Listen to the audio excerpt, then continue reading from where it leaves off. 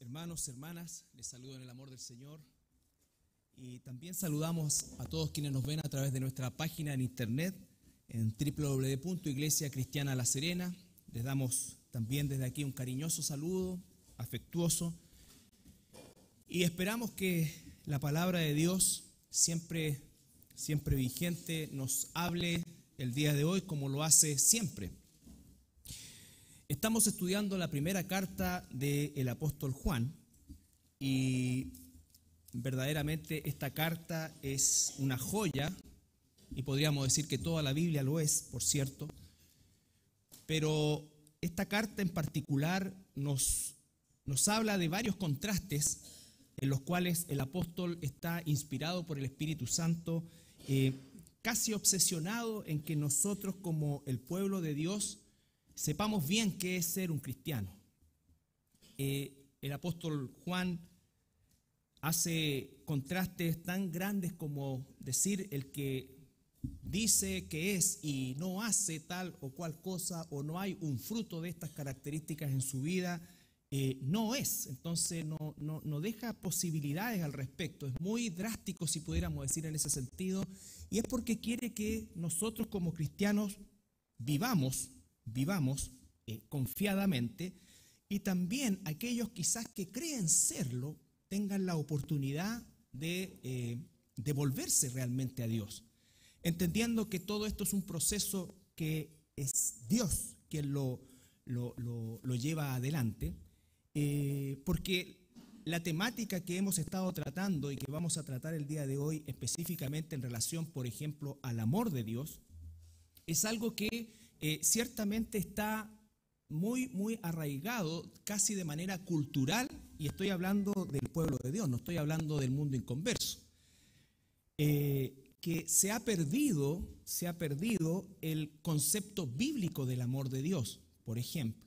Y eso hace que muchas veces las reacciones de aquellos que tratan de defender una postura respecto al amor de Dios sea más bien una postura de carácter emocional y no escritural. Y yo entiendo, porque todos pasamos un proceso en el que estamos conociendo el amor de Dios, y conocer el amor de Dios es hablar de su carácter.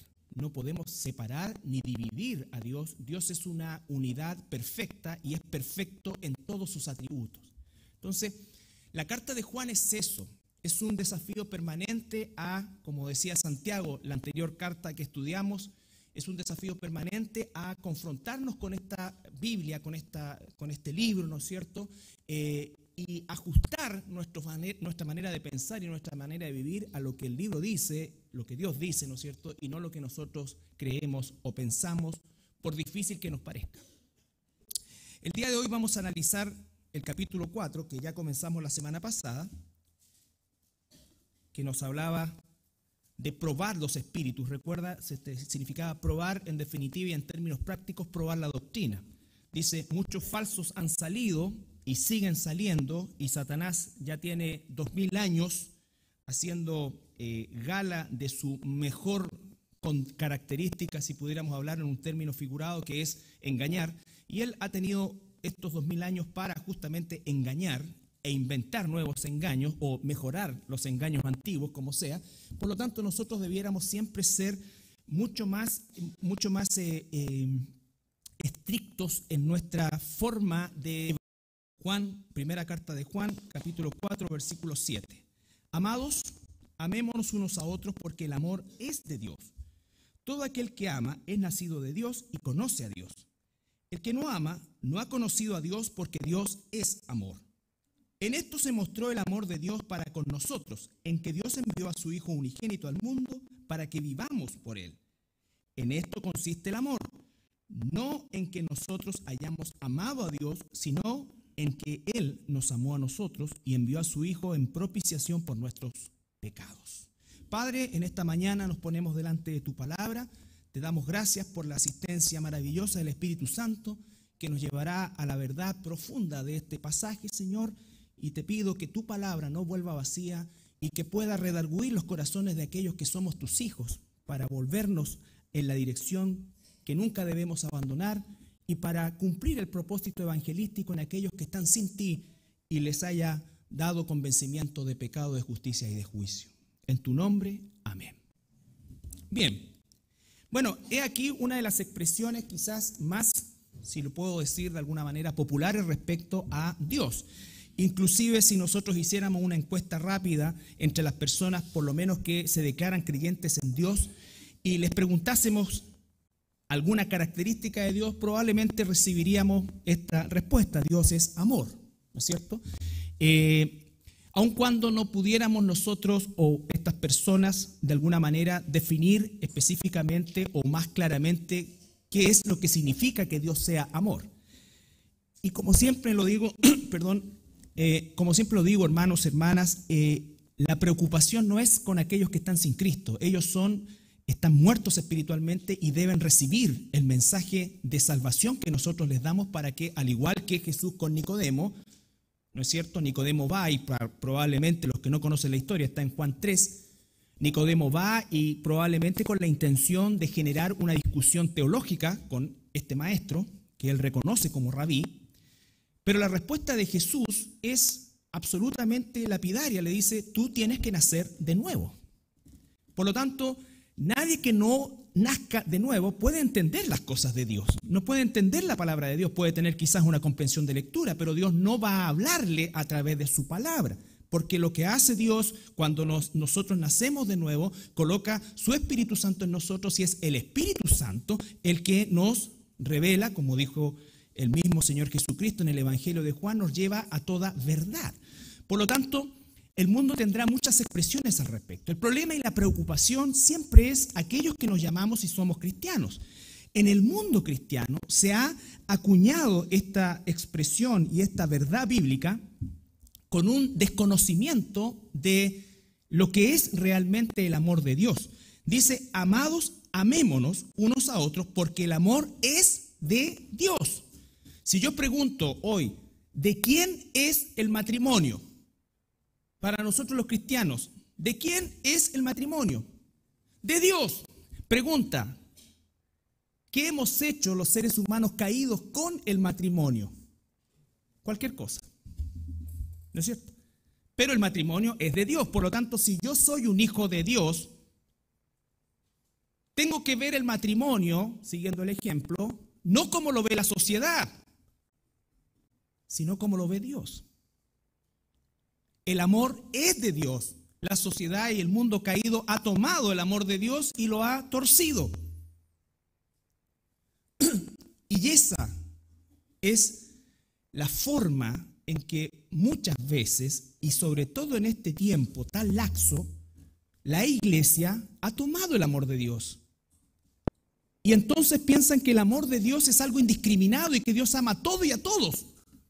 Al punto de que hoy día existen iglesias, entre comillas iglesias, que no tienen problemas en casar personas del mismo sexo. ¿Por qué? Porque se aman. Y yo no estoy condenando a nadie, hermanos, porque el Señor no me da facultad de condenar, sino que de amar, pero amar como Él ama y amar lo que Él ama. Y eso es fundamental para nosotros como cristianos, si no perdemos la capacidad de discriminar espiritualmente y entonces hacemos falsos los pasajes que estudiamos la semana pasada de probar los espíritus. Si nosotros no probamos los espíritus, ¿y ahora cómo probamos los espíritus?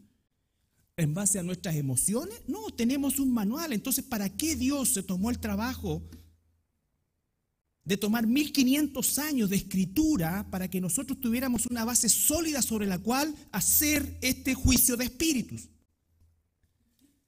Entonces, hermanos, el amor es de Dios. Y cuando acá en la Biblia está diciendo amados, Pablo está usando una palabra que se traduce también como amigos, queridos amigos. Incluso el concepto de amistad en el mundo no es lo mismo que el concepto de amistad con Dios o de Dios. Yo soy su amigo, dice el Señor Jesucristo, si usted hace lo que yo digo.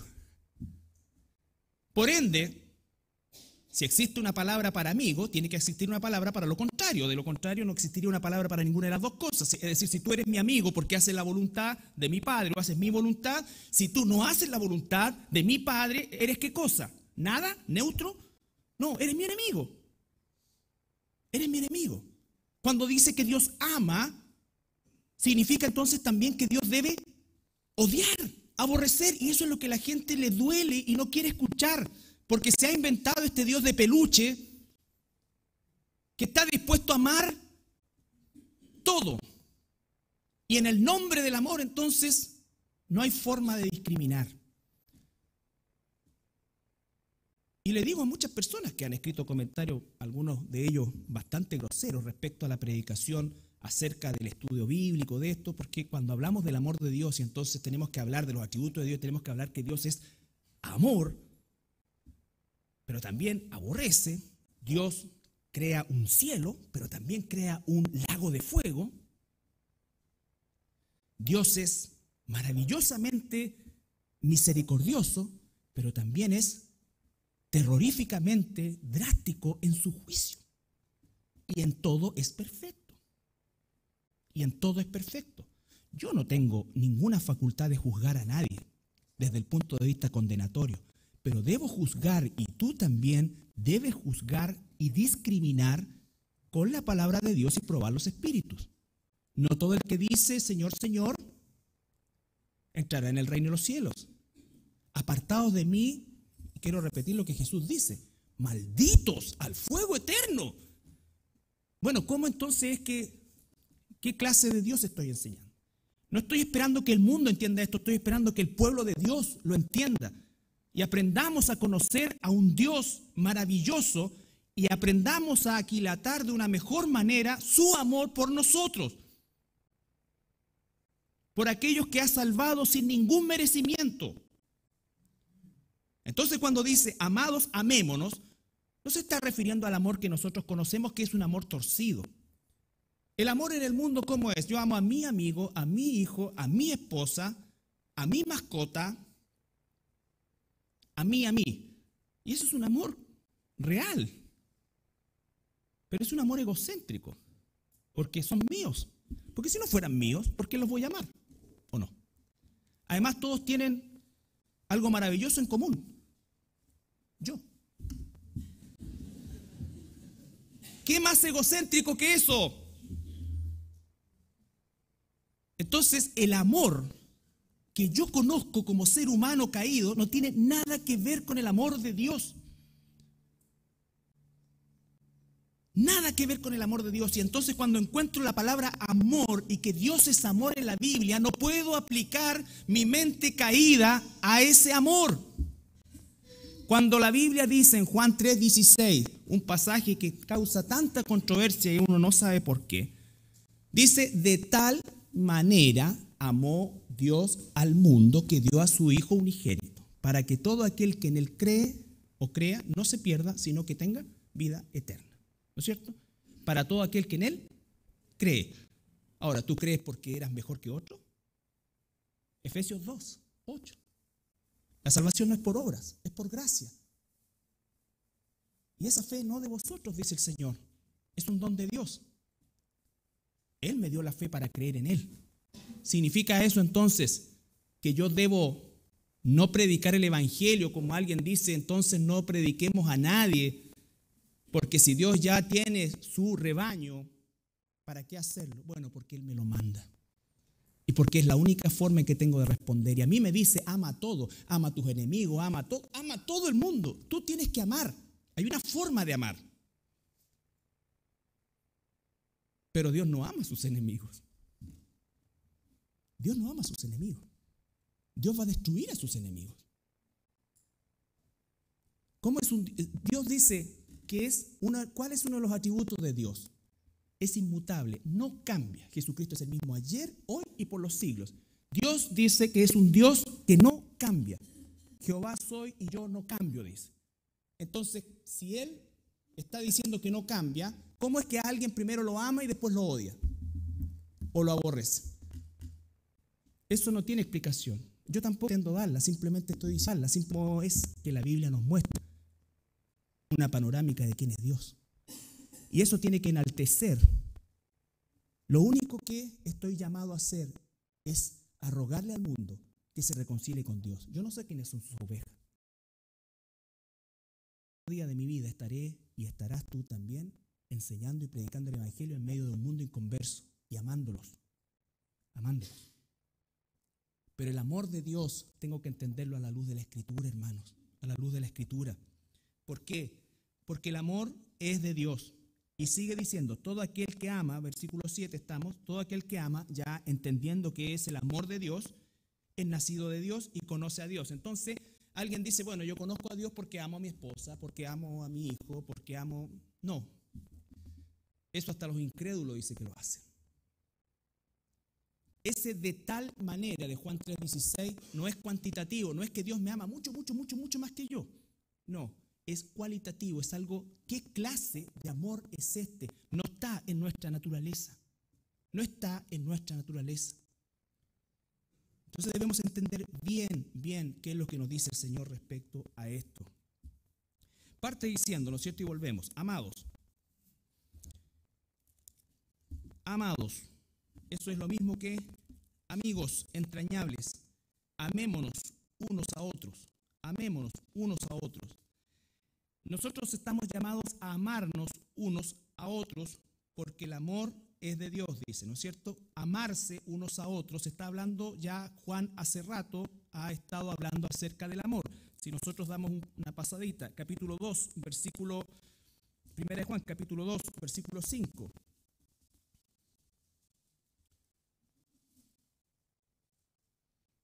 Para recordarnos, capítulo 2, versículo 5.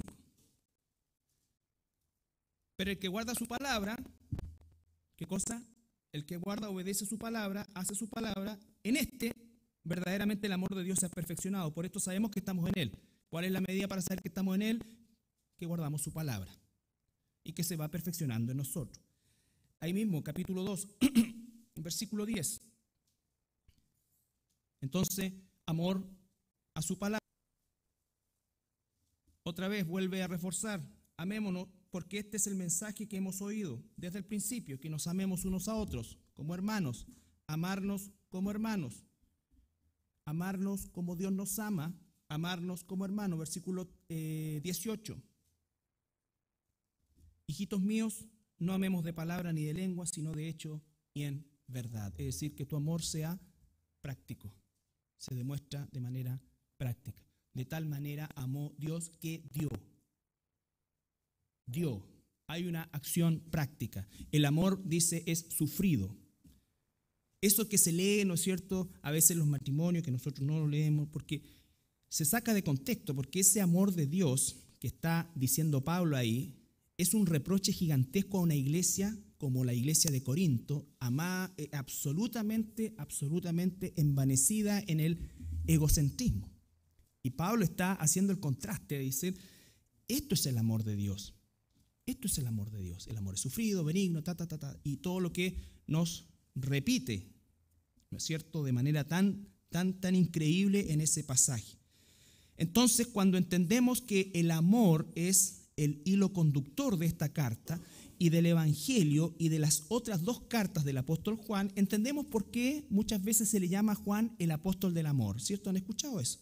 Y eso hizo que en la Edad Media se le dibujara ahí en esa última cena que dibuja Da Vinci, ¿no es cierto?, con una estructura mental medieval, nada que ver con una mesa, no tiene nada que ver en sentido cultural. Entonces a Juan se le dibuja, o supuestamente quién es Juan, o quien dicen que es Juan, con una expresión casi como con un pelo crespo, medio colorín, cosa que habría sido casi imposible en el Medio Oriente, ¿no es cierto?, unos ojos celestes de este volado que otra vez genéticamente casi imposible, ¿no es cierto? Y con una cara como una cara híbrida, para no decir como femenina, ¿no es cierto? No. ¿Y cómo es que le decían a Juan y a su hermano?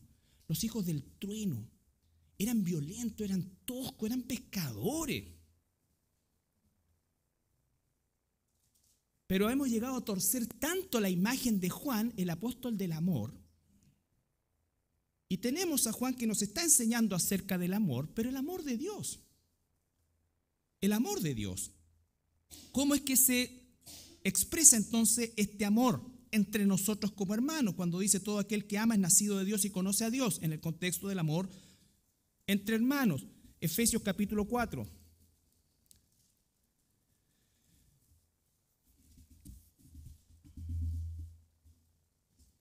Efesios capítulo 4, versículo 1 al 3.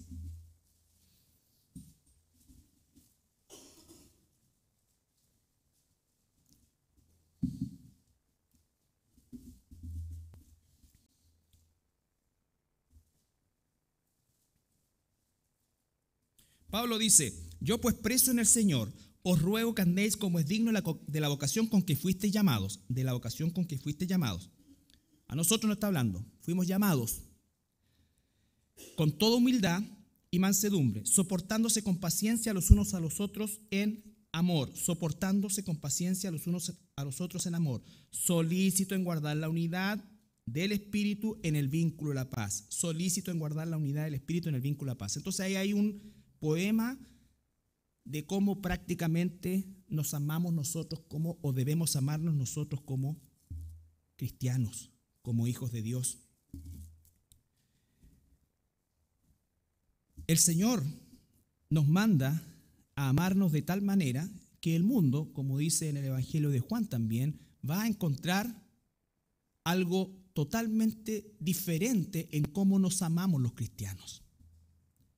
Y eso es uno de los valores fundamentales de la iglesia local. Ese es uno de los valores fundamentales de la membresía. Porque la membresía significa que yo soy parte de este cuerpo. Y salgo de esa expresión tan común, tan cómoda y tan anticristiana que es: yo en realidad pertenezco a la Iglesia Universal, donde voy y me congrego en muchos lugares y cada domingo voy a un lugar distinto para compartir con muchos hermanos. Ese no es el mandato de Dios. Porque la pregunta es: ¿a quién soportas tú? Si es re fácil ser de la Iglesia Universal o el pastor universal, mira, hoy día vengo, predico acá y me voy para allá y nunca, muchos saludos, besuqueo al final. Listo, y hasta un par de domingos más. Pero otra cosa es vivir, convivir, ser parte de un cuerpo donde estamos todos nosotros en camino hacia la tierra celestial, pero en el trayecto son años de que nos amamos unos a otros. ¿Cómo? Soportándonos, cuidando la unidad, prefiriéndonos unos a otros, sirviéndonos unos a otros. De una manera totalmente antinatural para el mundo. Antinatural para el mundo. Y ese es el valor que tiene, una vez más digo, la iglesia local. Ese es el valor que tiene el estar juntos, el participar de estudios. Ciertamente aprendemos y es un propósito fundamental.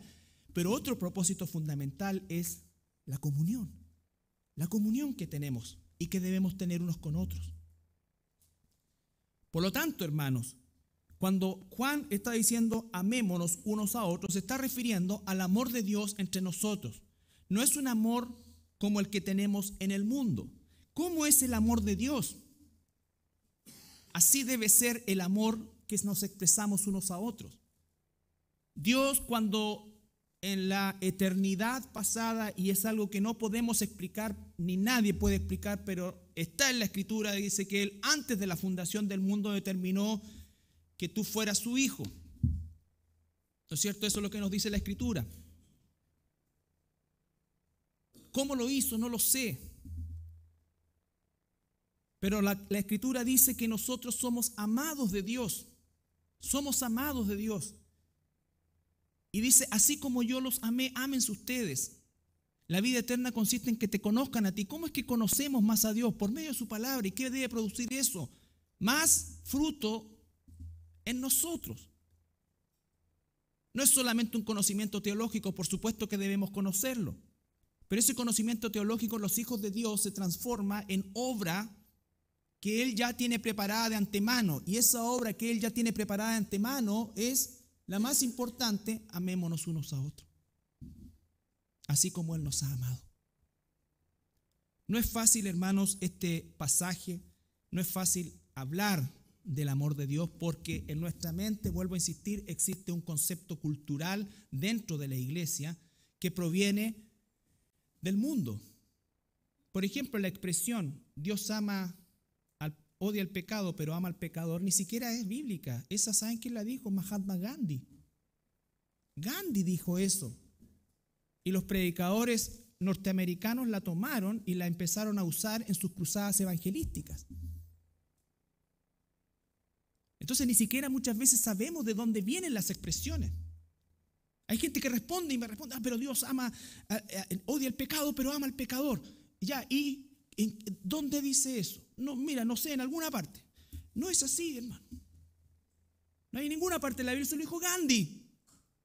Y se estaba refiriendo no al Dios de la Biblia. Él era un hinduista y los hinduistas tienen más de 10.000 dioses, ídolos. Entonces tenemos que tomar las cosas en serio. Tenemos que tomar las cosas en serio. Y es una responsabilidad para nosotros. ¿Por qué Dios me amó a mí? Por pura gracia. Entonces Dios me manda a predicar de la misma manera. Predicarle a todo el mundo. Yo no sé quiénes son sus ovejas. Pero yo sé que donde esté y predique verdaderamente el mensaje del Evangelio, va a haber una ovejita o varias ovejitas de Dios que van a escuchar su voz, ni siquiera la mía, su voz, y saldrán. Y vendrán al rebaño. Y vendrán al rebaño. ¿Cómo es el amor de Dios? El amor de Dios es perfecto. El amor de Dios es total. Total. Pero no es indiscriminado, hermano. No es indiscriminado. Y eso para nosotros tiene que tener un valor, porque Él nos ha amado. Versículo 9, capítulo 4, versículo 9.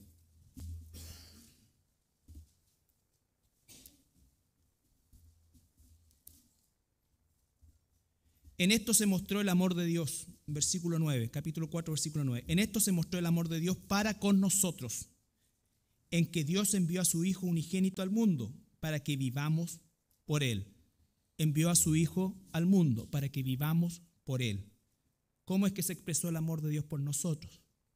Vamos a ir a Romanos.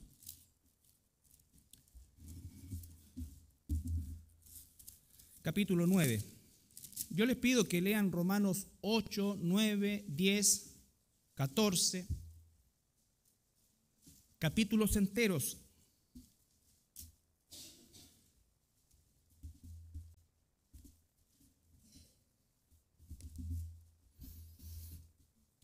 Todo el capítulo 9 de Romanos, pero vamos a tomar desde el versículo 9 en adelante.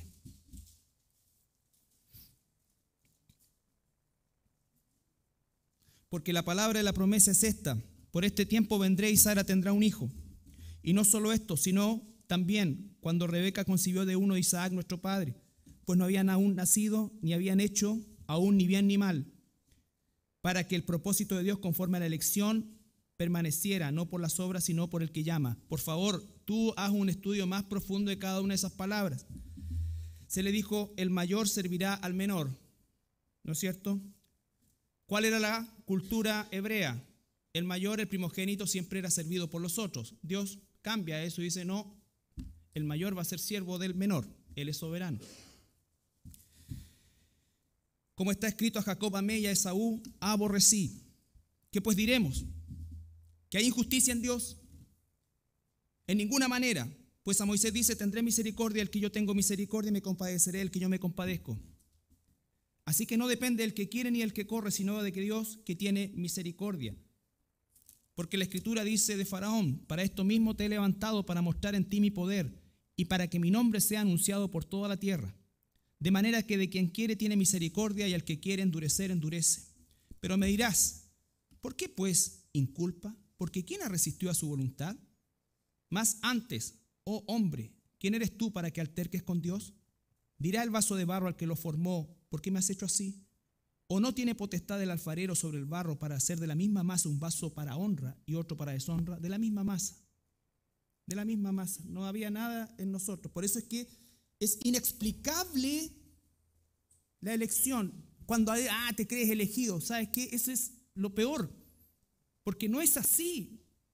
La persona que entiende la doctrina de la elección debe ser y es la persona más humilde, porque por gracia ha sido salvado y va a tener una gratitud toda su vida y va a entregarse de otra manera a Dios. En cambio, si alguien me dice que tiene el poder de rechazar o aceptar el regalo de Dios, entonces está al nivel de Dios. Está al nivel de Dios. ¿Tú crees que un ser humano puede rechazar lo que Dios ha determinado? Si Dios determinó que tú fueras salvo, vas a ser salvo.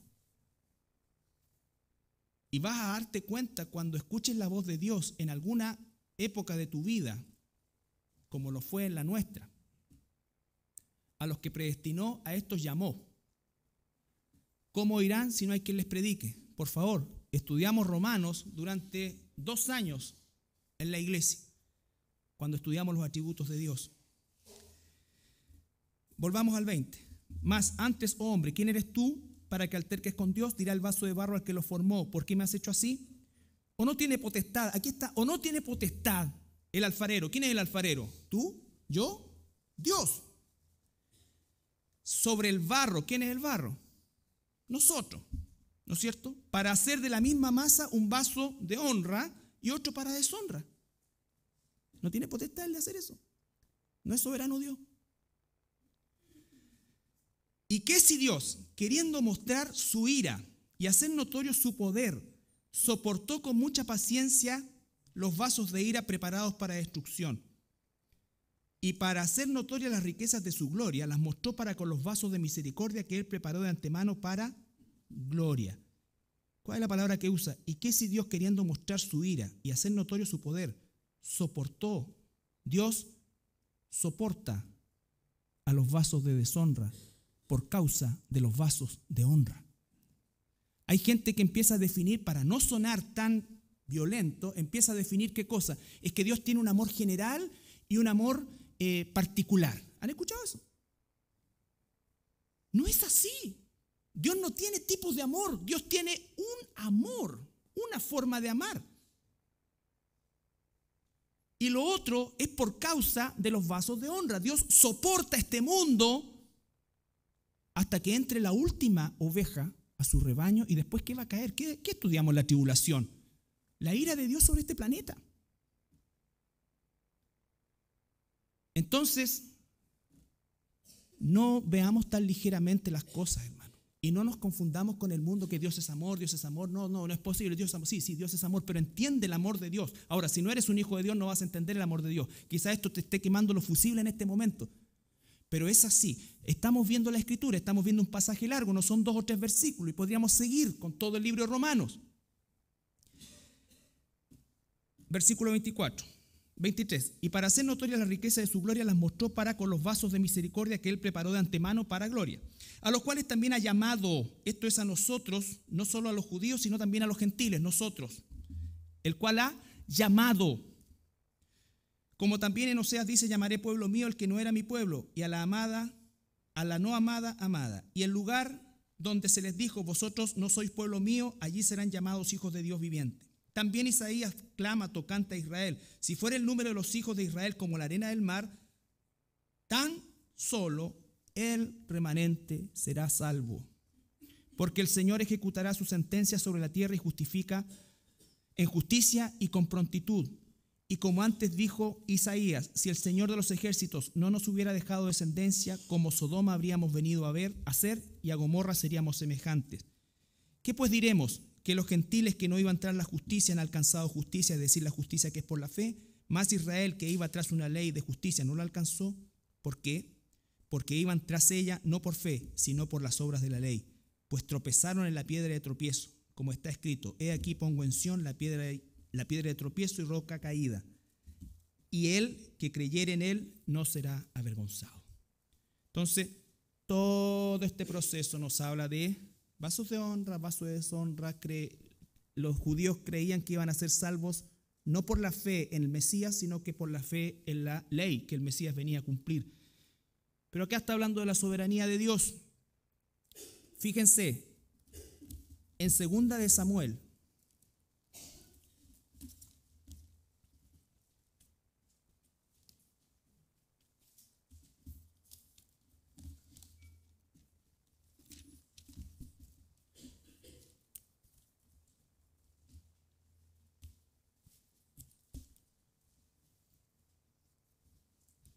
Perdón, Primera de Samuel, capítulo 15.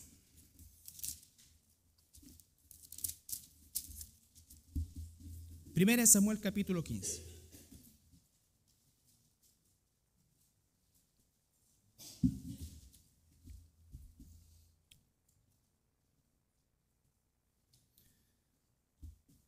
Versículo 3. Dios le está ordenando a la nación de Israel. En el libro de los Éxodos, en Deuteronomio, habla de los cananeos, ahora habla de los amalecitas, que siguen los israelitas órdenes semejantes, pero por tiempo vamos a ver los amalecitas. Ve pues y hiere a Amalec, le dice el Señor por medio del profeta Samuel a el rey Saúl. Ve pues y hiere a Amalec y destruye todo lo que tiene, y no te apiades de él. Mata a hombres, mujeres, niños, y aún los de pecho, vacas, ovejas, camellos y asnos. Dios es amor. ¿Qué hace con los que no ama? Es la palabra, hermano, no soy yo. Tú puedes insultarme por internet, decirme lo que tú quieras. No tengo problema con eso. Pero Dios, el amor que la gente dice que es el amor de Dios, no es el amor de Dios. Porque Dios aborrece al pecado y al pecador, y a ambos los destruirá en el lago de fuego. Y eso es lo que tiene que hacer de nuestra predicación del Evangelio lo más desesperado del mundo. Yo no sé quiénes van a ir allá. Dios lo sabe, es su soberanía. Él, en la infinidad del tiempo, amó a un grupo de personas que le llamó remanente, que no nos merecíamos ser amados, que somos de la misma masa podrida, pero Él para su gloria tomó a algunos para salvación y para su justicia tomó a otros para condenación. Es Dios. Y a mí entre medio me ha salvado, me ha amado y me dijo, anda y predica el Evangelio a toda criatura. Y eso es lo que debemos hacer. No decimos, ok, están todos elegidos, entonces vaya o no vaya, van a venir igual. Y la respuesta es sí, para quemarnos el último fusil que nos quedaba. Pero hay una orden. Y si somos hijos de Dios, vamos en amor a obedecer esa orden. Y por eso como iglesia estamos estudiando el Evangelio y el evangelismo. Y esta iglesia ha sido siempre una iglesia que ha predicado el Evangelio. Y ustedes son fruto de eso. Ustedes son fruto de la gracia de Dios. Pero hay un remanente.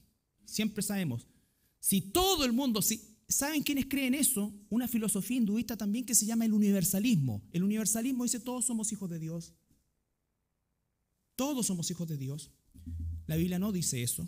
Aquí hay una cita del universalismo. Dice, todos somos hijos de Dios y cada camino que conduce a Él no solo es válido, sino que reconoce el pluralismo religioso. Bueno, Proverbios 14:6, Proverbios 16:25, dice, hay caminos que al hombre le parecen derecho, pero su fin es camino de muerte. Juan 14:6, yo soy el camino, la verdad y la vida, nadie viene al Padre sino por mí. Un solo camino. Primera de Timoteo capítulo 2, versículo 6, un solo Dios y un solo mediador entre Dios y el hombre, Jesucristo hombre. Eso es lo que dice la Escritura. ¿Qué dice el universalismo? Por supuesto, otra cosa. El problema es cuando el universalismo entra en la mente de los cristianos. Entra en nuestra mente. El mundo va a seguir creyendo esto y esto es atroz para alguien. A los amalecitas, niños de pecho. Niños de pecho. Jesucristo es el mismo ayer, hoy, por los siglos. Alguien dice, no, es el Dios del Antiguo Testamento, un Dios castigador. No, Dios dice, yo no cambio.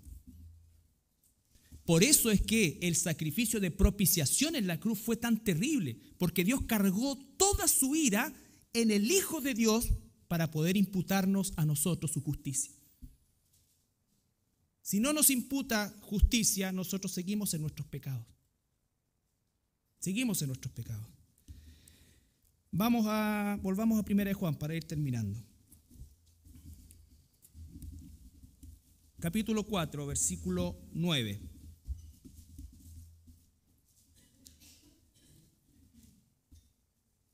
En esto se mostró el amor de Dios para con nosotros, en que Dios envió a su Hijo unigénito al mundo para que vivamos por Él. ¿Vives tú por Él? Eso es lo que nosotros tenemos que hacer, vivir por Él. ¿Por qué? Con una gratitud eterna.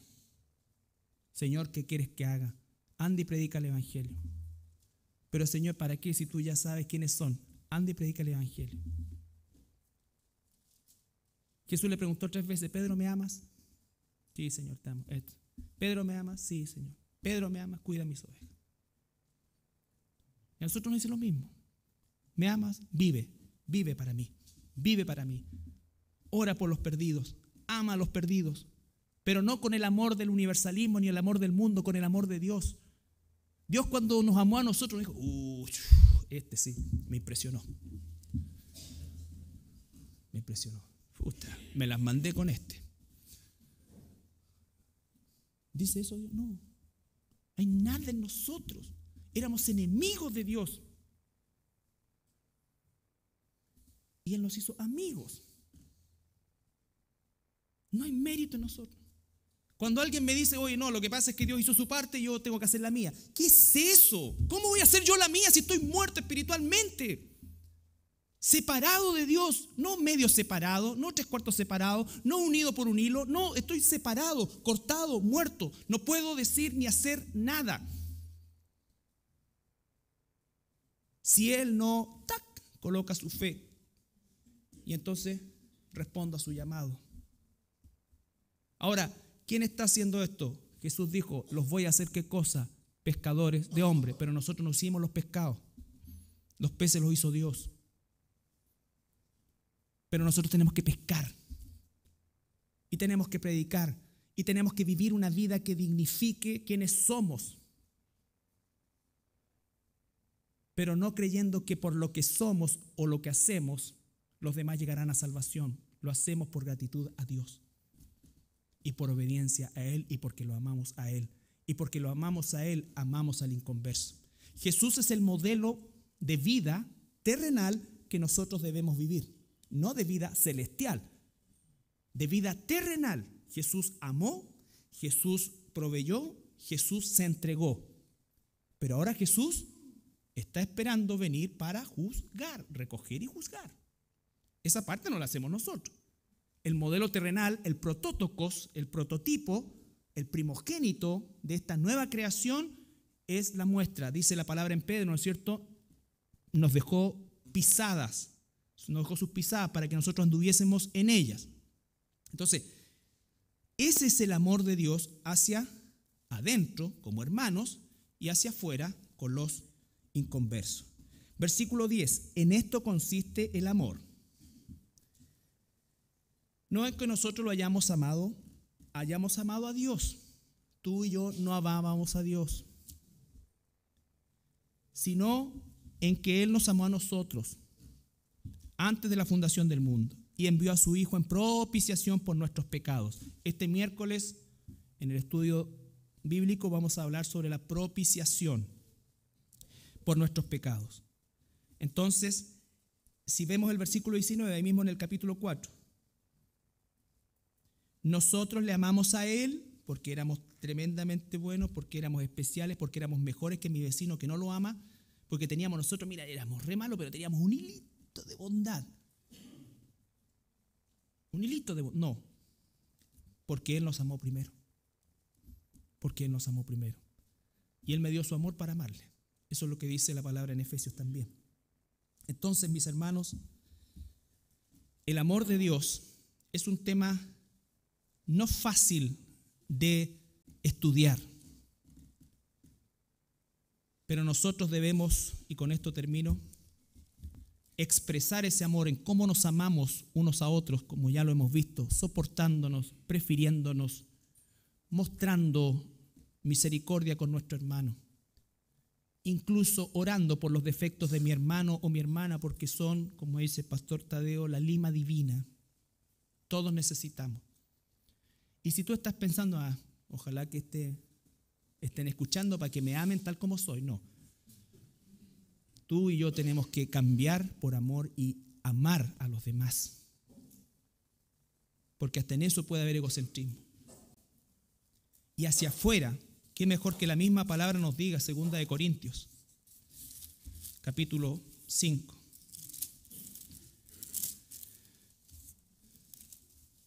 Segunda de Corintios capítulo 5.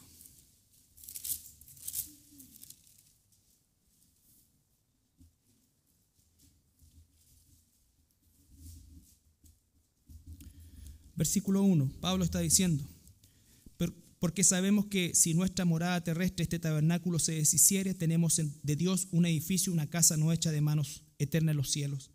Y por eso también gemimos deseando ser revestidos de aquella nuestra habitación celestial, pues así seremos hallados vestidos y no desnudos.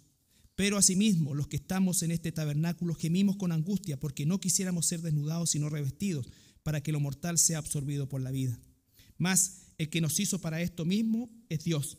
El que nos hizo para esto mismo es Dios, quien nos ha dado las arras del Espíritu, la garantía. Saltamos al versículo 14. Porque el amor de Cristo nos constriñe. El amor de Cristo nos constriñe. ¿Por qué nos constriñe? Porque éramos de la misma masa. Porque merecíamos exactamente la condenación. Porque merecíamos estar en el lago de fuego. Dios habría sido justo y nadie podría haber levantado una mano en contra de él diciendo que no, si hubiese mandado a toda la humanidad al lago de fuego. A toda la humanidad al lago de fuego. Pero Dios es amor también, y ese amor lo expresa a través de salvar a un remanente de esa humanidad. ¿Por medio de quién? De la misma humanidad, imposible, porque estábamos todos condenados al infierno, por medio de su Hijo, nuestro Señor Jesucristo. Por eso es que Jesús dice en Juan: a los que me diste, no se perdió ninguno. No se perdió ninguno. Porque el amor de Cristo nos constriñe, pensando esto, que si uno murió por todos, luego todos murieron. Y por todos murió, para que los que viven ya no vivan para sí. Recuerda esa expresión todos, no puedes verla en concepto numérico. La Biblia no se contradice. Dios dice que aborrece al mundo, pero también dice que ama al mundo. Tenemos que estudiar bien la palabra en cada uno de los contextos. De manera que nosotros de aquí en adelante a nadie conocemos según la carne, y aun si a Cristo conocimos según la carne, ya no le conocemos así. De modo que si alguno está en Cristo, la pregunta es: ¿estás tú en Cristo? Podemos dejar toda esta otra parte y asumirla como tal en la soberanía de Dios y descansar en su soberanía. Descansar en su soberanía.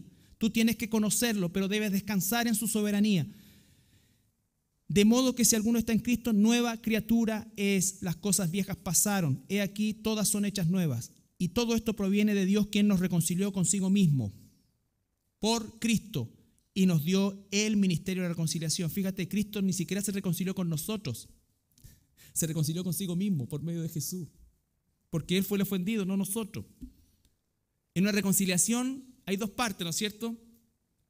Y entonces sí, mira, en realidad los dos tuvimos culpa en esto, decimos nosotros. Cada uno, bueno, asumamos nuestras culpas y reconciliamos. No, pero aquí no es así. El único culpable soy yo. ¿Hay una canción que se llama Culpable soy yo? Sí. Culpable soy yo, sí. Sí. Entonces dice: y todo esto proviene de Dios, quien nos reconcilió consigo mismo por Cristo y nos dio el ministerio de la reconciliación. Nos dio el ministerio de la reconciliación, pero es Él el que reconcilia. Pero a nosotros nos da el privilegio de llevar adelante este ministerio. Que Dios estaba en Cristo reconciliando consigo al mundo, no tomándoles en cuenta a los hombres sus pecados, y nos encargó a nosotros la palabra de reconciliación.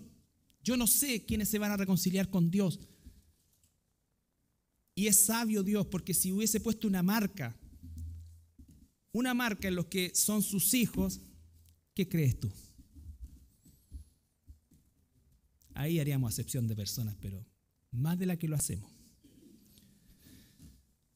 Así que somos embajadores en nombre de Cristo, somos embajadores en nombre de Cristo, llevamos el nombre de Cristo, como si Dios rogase, palabras fuertes, Dios rogase por medio de nosotros, os rogamos en nombre de Cristo, reconciliados con Dios. Pablo enseña la doctrina de la soberanía de Dios, la elección de Dios, pero también enseña la misión del pueblo de Dios, que no es meterse en la soberanía de Dios, debe conocerlo para nunca gloriarse, nunca decir, tú estás aquí, pero ¿cómo el Señor escuchó mi oración? 2 años orando por ti y aquí estáis. Me gané una estrellita en el cielo, una diadema en mi coronita. Es como cuando me preguntan a mí, hoy en el estudio evangelístico, ¿tú en qué hora estás? ¿En qué horario estás? No sé, le digo. Porque la gente cree que si yo hago el estudio, va a haber más posibilidades que se convierta. No. No es la persona. No somos nosotros. Es el Espíritu Santo. Así que si vienes en la mañana, en la tarde o en la noche, da lo mismo quién esté ahí. Lo que importa es lo que está diciendo. Y en eso sí tenemos que ser unánimes. Lo mismo con cualquier predicación del Evangelio. Cualquier forma de predicación del Evangelio. Y termina el versículo 21, que es la culminación de la propiciación. Al que no conoció pecado, Cristo, por nosotros, la humanidad, los vasos de honra de esa humanidad, por nosotros lo hizo pecado, para que nosotros, esa humanidad que fue hecha de la misma masa, vaso de honra, fuésemos hechos justicia de Dios en él. Somos justificados. Somos declarados justos sin serlo. Eso es lo que significa justificado, que alguien pagó lo que nosotros rompimos. Pero nosotros lo rompimos. No es que nunca lo rompimos. No es inocencia, es justificación. No somos inocentes, somos justificados por nuestro Señor Jesucristo. Ese es el amor de Dios, hermano. Yo sé que pueden quedar muchas interrogantes y creo que es sano que ocurra, pero no luches con tu mente caída o carnal como la que tengo yo y la que tienes tú. Busca en la Escritura.